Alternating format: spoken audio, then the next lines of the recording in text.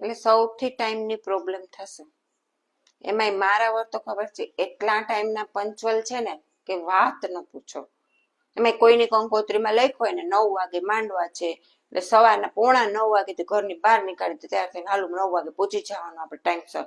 ન્યા પહોંચ્યા પછી એના જ ઘરના હજી કોઈ તો નાવા ગયા હોય, કોઈ રસ કરતા હોય, તો કોઈ મેકઅપ કરતા હોય, કોઈ હેરસ્ટાઈલો વળાવતા હોય, કોઈ તૈયારી જ ના હોય. અને પછી મારે શું કરવાનું ત્યાં જાય? આમ બેસવાનું. પછી મને પૂછે તમારે કઈ તૈયાર થવાનું છે? મેં કીધું ના, તમે માંડવા પાડો એટલે બસ. પછી માંડવા ક્યારે પડે ખબર છે? 11 વાગે.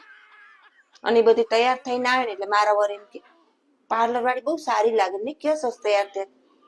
મેં કીધું સરસ જ લાગે ને, હું 9 વાગ્યાની તૈયાર થઈને બેઠી છે, અત્યારે 11 વાગ્યા. પછી એક વખત મારાથી એવું થયું હતું ને કે મેં એને એમ કીધું હતું કે માંડવા મોડા પડે, આપણે મોડા જઈએ, અને મોડા નીકળ્યા ત્યાં માંડવા પડી ગયા હતા. તે દિવસથી હું બોલી જ નથી શકતી કે આપણે મોડા જઈએ. આપણું તો ક્યાંય સીધું જ ન ઉતરે. બોલો, મારી યાર તો બહુ આવું થઈ જાય. તમારી યાર થાય એવું ક્યારે?